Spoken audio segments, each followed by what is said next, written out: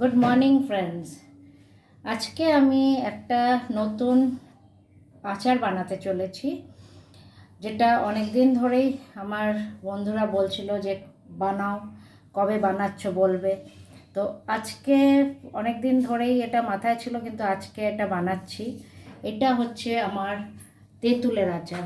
অনেকের খুব প্রিয় এই তেঁতুলের আচার। তো আমি আজকে একটি পদ্ধতিতে বানাতে চলেছি। এর মধ্যে আমার যাবতীয় যা যা জিনিস লাগবে আমি এটাকে ফ্রেশ নেব। কোনো অন্য যেটা আমি ইউজ করি রেগুলার সেই কৌটোর থেকে নেব না, কারণ হচ্ছে এটা আমি কিছুদিনের জন্য প্রিজার্ভ করে রাখতে চাই। তাই তেঁতুলটাও যেটা নিয়েছি খুব পুরনো তেঁতুল, আর এতে খুব ভালো স্বাদ হয়। পুরনো যত তেঁতুল হবে তার টকটাও বেশি থাকে, আর এটা একটা টক মিষ্টি আচার আমি বানাতে চলেছি। তো প্রথমে এই তেঁতুলটা নেব। আমি এটা অনেক দিন ধরেই রোদে শুকিয়ে রাখা আছে, কিন্তু তবুও এটাকে আমি ধুয়েই শুকিয়েছিলাম, তবুও আর একবার আমি এটাকে ধুয়ে নেব। তার জন্য আমি একটু জল নিয়ে তেঁতুলটা একবার শুধু ধুয়ে নেব।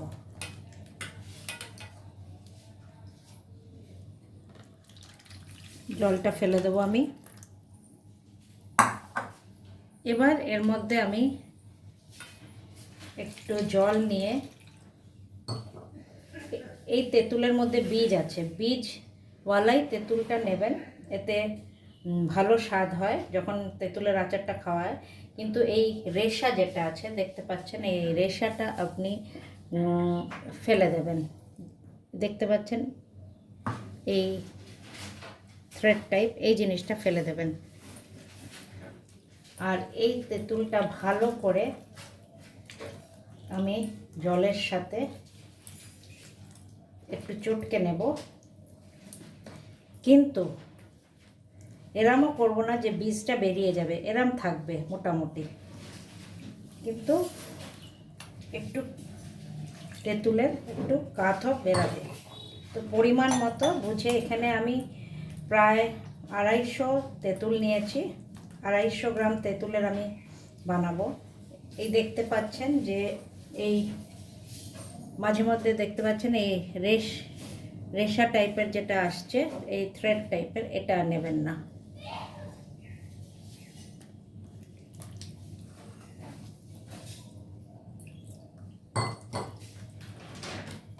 এটা আমি কিছুক্ষণের জন্য আমি এই জলের মধ্যে ভিজিয়ে রাখবো।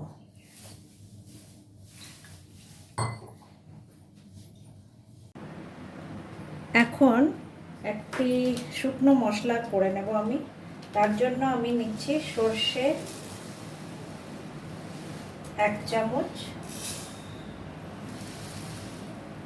2 চামচ নিচ্ছি হলুদ সর্ষে, আর 2 চামচ আমি নেব কালো সর্ষে। জিনিসটা পরিষ্কারই নিতে হবে, কারণ হচ্ছে এটাকে আমার স্টোর করে রাখার জন্য আমায় নিতে হবে। সেই জন্য কালো আর হলুদ সর্ষে আগে আমি নিয়ে নিচ্ছি। আর এর সাথে আমি একটু মেথি দানা নেব। আমি মেথির প্যাকেট কেটে নিচ্ছি, প্যাকেটটা। 4 চামচ আমার সর্ষে হয়ে গেছে, 2 চামচ মেথি দানা নিয়ে নেব।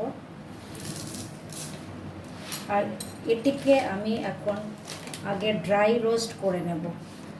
এটা হয়ে গেলে আমি এর মধ্যে মেশাবো হচ্ছে মৌরি। এখানে মেথি আর সর্ষে ড্রাই রোস্ট হয়ে গেছে, দেখতেই পাচ্ছেন। এবার আমি মেশাবো এতে মৌরি।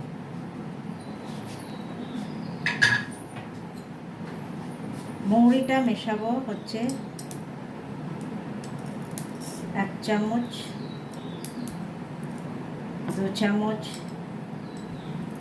3, 4 চামচ মৌরি মেশাবো।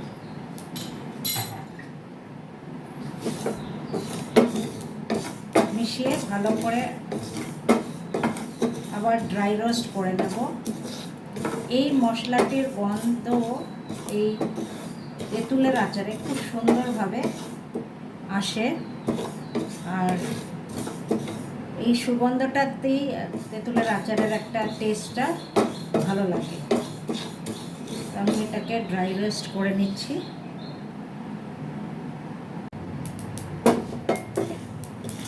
এই মশলাটি যখন ভাজা ভাজা হয়ে যাবে আর সুন্দর একটি সুগন্ধ আসবে, তখন এটিকে আমি একটি মিক্সি জারে আমি এটাকে ঢেলে নেব আর ঠান্ডা করতে রেখে দেব।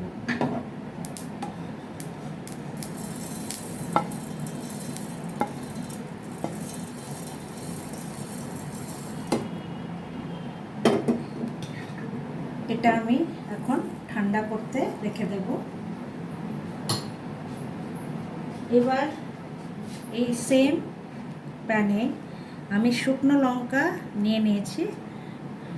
এই লঙ্কাটি প্রায় 12টির মতন আছে, 10-12টির মতন আপনি নিয়ে নেবেন, যে যেরকম ঝাল খায় সেরকমই বানাবেন। এবার এটিকেও আমি ড্রাই রোস্ট করব। লঙ্কাটিও আমার ড্রাই রোস্ট হয়ে গেছে। গ্যাস বন্ধ করে দিয়ে এবার এই সেম মিক্সি জারে লঙ্কাটি ঢেলে দিয়ে ঠান্ডা করতে রেখে দেব। এবার একটি পরিষ্কার কড়াইয়ে আমি সর্ষের তেল নিয়ে নেব।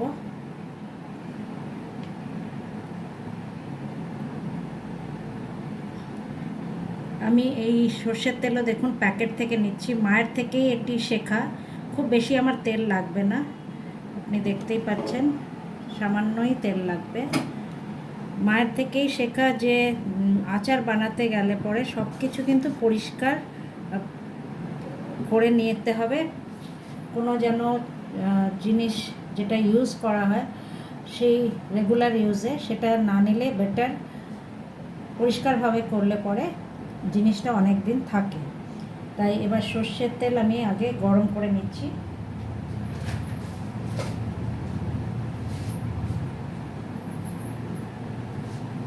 এরপরে আমি এর মধ্যে দিয়ে নেব শুকনো লঙ্কা।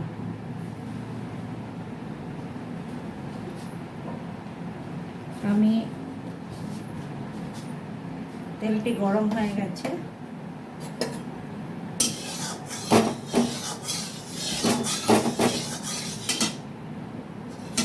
তেলে এবার আমি একটি শুকনো লঙ্কা ভেঙে দিচ্ছি।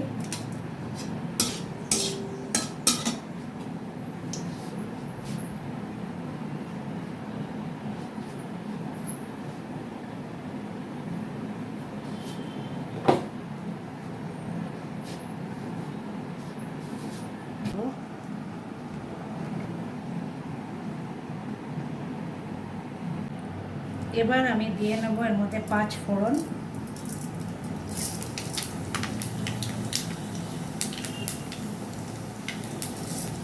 আর একটু মৌরি।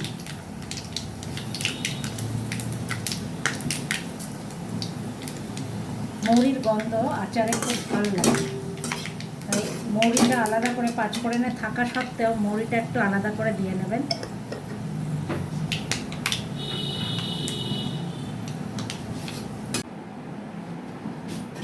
আমার 5 ফোড়ন আর মৌরি আর শুকনো লঙ্কা বেশ ভাজা ভাজা হয়ে গেছে। এবার আমি দিয়ে নেব তেঁতুলের কাঠ।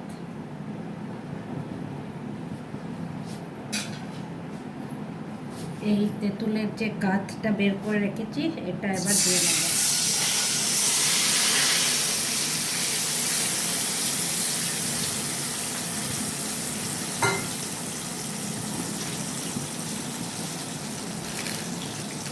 এর মধ্যে দিয়ে নিচ্ছি একটু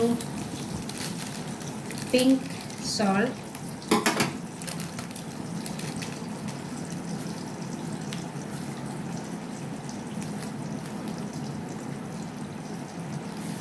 আর তার সাথে দিয়ে নিচ্ছি আমি কালো নমক।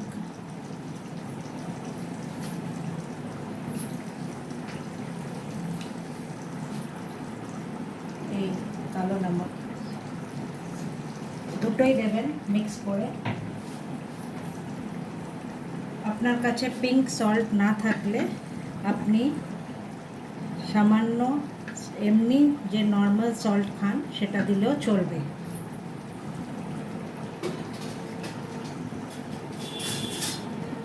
আর এবার এটি মিক্স করে নিয়ে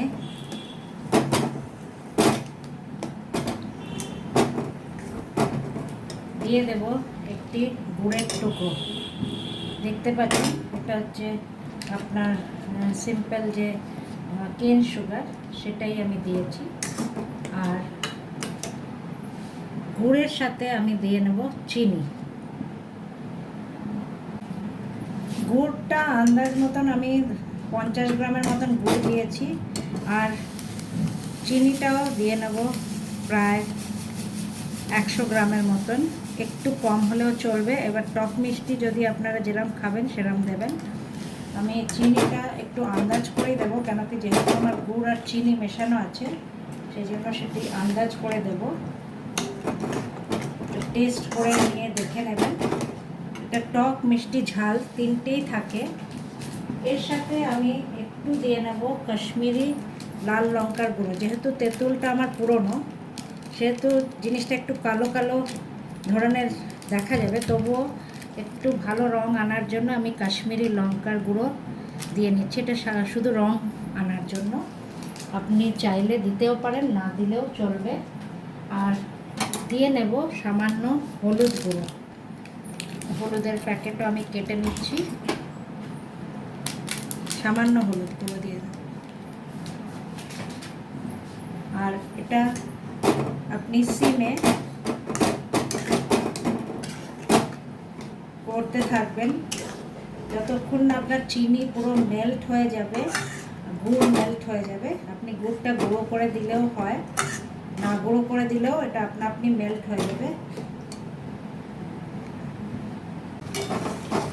দেখুন চিনিটা পুরো মেল্ট হয়ে গেছে আর কড়াইয়ের পাশে ছেড়ে যাচ্ছে, তেল বেরিয়ে আসছে, তখন বুঝবেন যে আপনার এটা হয়ে এসছে। এবার আমি একটু চিনিটা আর নুনটা আর ঝালটা কিরম আছে একটু টেস্ট করে দেখে নিই।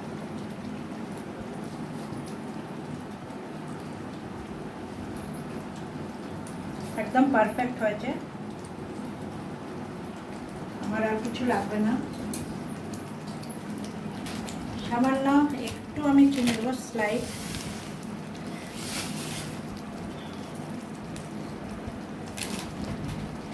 কেন কি এইটার মধ্যে একটু ঝাল পড়বে, যেহেতু গুঁড়ো মশলাটা আমার পড়বে।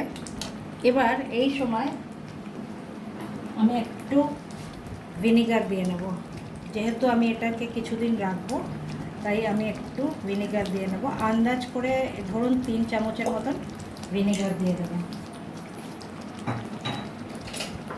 আর এর মধ্যে আমি দিয়ে নেব আমার এই পাউডার করা মশলা, যেটা আপনাদের আগেই দেখিয়েছিলাম।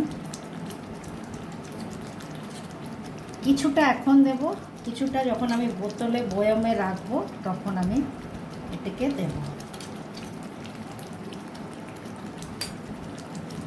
ভালো করে মিক্স করে নেবেন। এই আমার খাট্টা মিঠা তেঁতুলের আচার হয়ে গেছে তৈরি, ঠান্ডাও হয়ে গেছে। এবার আমি এটাকে ছোট্ট এরম জারে ভরে নিচ্ছি।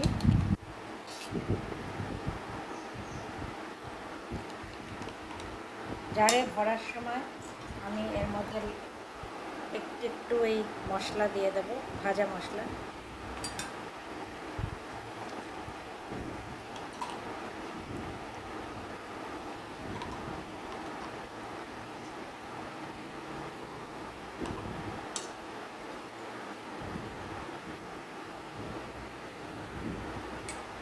তো এই আমার তৈরি হয়ে গেল তেঁতুলের টক মিষ্টি ঝাল আচার। বাড়িতে বানিয়ে দেখবেন, অপূর্ব খেতে। বয়ামটা হয়তো আপনার দিন 2 যাবে কিনা সন্দেহ। বাই ফ্রেন্ডস, আশা করি